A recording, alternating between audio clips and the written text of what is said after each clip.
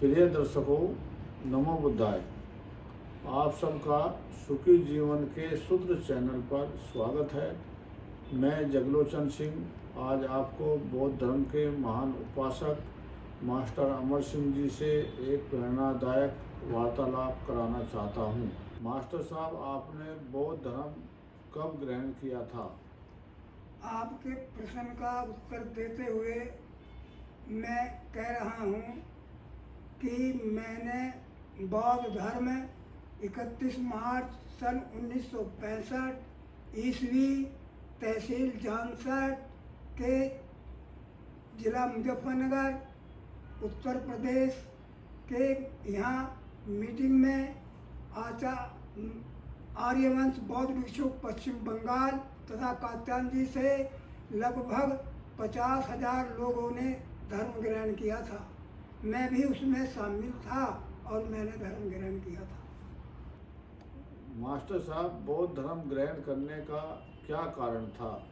मैंने बौद्ध धर्म ग्रहण करने का विशेष कारण संसार में जितने भी धर्म आज मौजूद हैं उनमें सबसे श्रेष्ठ और सही न्याय का समर्थन करने वाला बौद्ध धर्म ही जाना, जो मुझे बाबा साहब डॉक्टर B.R. अम्बेडकर जी से वैशाली मैदान मेरठ 1952 ईस्वी में उनके आने से और उनके कहने से। मास्टर साहब, आपने बौद्ध धर्म के उपासक हैं। सुखी जीवन के सूत्र चैनल पर आप समाज और बच्चों के लिए क्या संदेश देना चाहेंगे जिससे समाज में उन्नति हो और बच्चे आगे जाके कुछ भविष्य में और सुधार कर सकें? बौद्ध धर्म मानववादी, समतावादी, सच्चाई का प्रतीक और सदाचार का और होश को बनाने वाला सदाचारी बौद्ध धर्म का मार्ग है। उसमें हर आदमी के लिए पूरे संसार के लोगों को दुख से बचाने का, सुखी बनाने का मार्ग बताया गया है, जो आचरण करने से, उनके नियमों का पालन करने से, शील संपन्न होने से प्राप्त किया जा सकता है।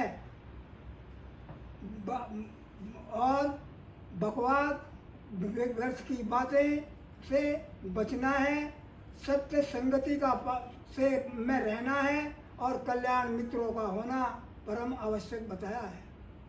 मास्टर साहब, आपने बाबा साहब अम्बेडकर जी के साक्षात दर्शन किए हैं। आप उस पर भी प्रकाश डालिए जिससे लोगों को पता चले कि आपने जो दर्शन किए थे उसमें बाबा साहब का किस तरह का दृश्य था। मैंने बाबा साहब को सन 1952 ईस्वी में वैशाली मैदान तहसील के सामने जिला मेरठ में दर्शन किए थे और उनका भाषण भी सुना था। उनकी दशा इतनी गंभीर थी, पैर की हड्डी टूटी हुई थी। 3 आदमियों ने उनको पकड़ करके स्टेज पर चढ़ाया था। पहला गाना लोटी बंसीराम मुसाफिर ने गाना गाया था। उनमें एक पकड़ने वाले नानक चंद्र रत्तू दिल्ली वाले थे। आपने रचित बौद्ध धर्म कैलेंडर तथा अन्य काव्य रचना पर भी प्रकाश डालें।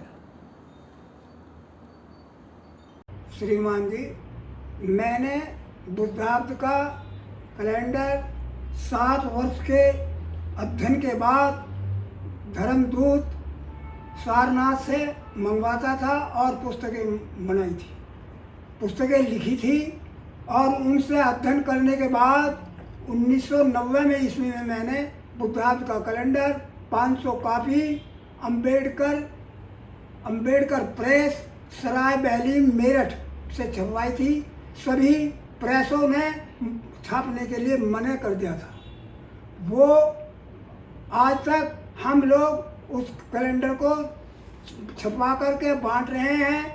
ये कैलेंडर बना करके जब तैयार किया था तो 2069 विक्रमी संवत को और 2556 बुद्धाब्द को बुद्ध पूर्णिमा 21 मई की थी, जो मेरे पुत्र ने उसको सही जान करके 1000 कैलेंडर कॉपी निःशुल्क बांटी थी टांगने वाले, और मैं आज तक उसको बांट रहा हूँ।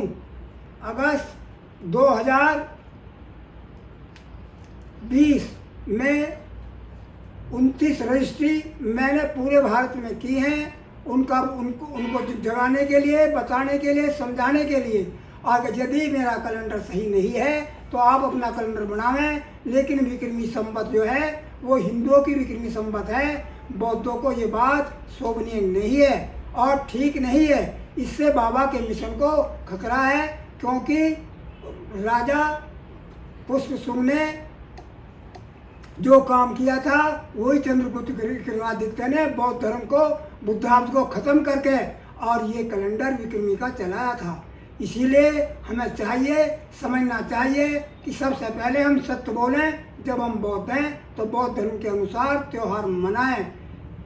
बुद्ध पूर्णिमा जो बुद्धाब्द 4 से पूरा बच जाता है, उस वर्ष बुद्ध पूर्णिमा 21 मई की होगी, और जब नहीं बटेगा 4 से पूरा तो 22 मई की होगी। और संत रविदास जयंती और आयु संस्कार दिवस 18 फरवरी को प्रतिवर्ष नियमानुसार होता रहेगा।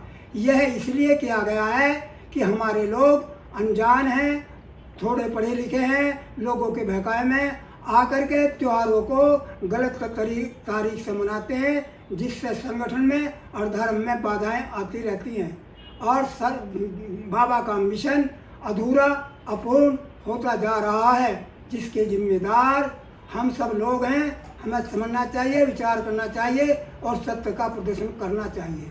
इन्हीं सब के साथ मैं आप लोगों का निवेदन करता हूँ कि आप मेरे निवेदन पर ध्यान देंगे और बाबा के मिशन में आगे बढ़ कर के उसको प्रसारित करेंगे। मास्टर साहब, आपका और प्रिय दर्शकों आपका बहुत बहुत धन्यवाद, जो आपने कीमती समय दिया।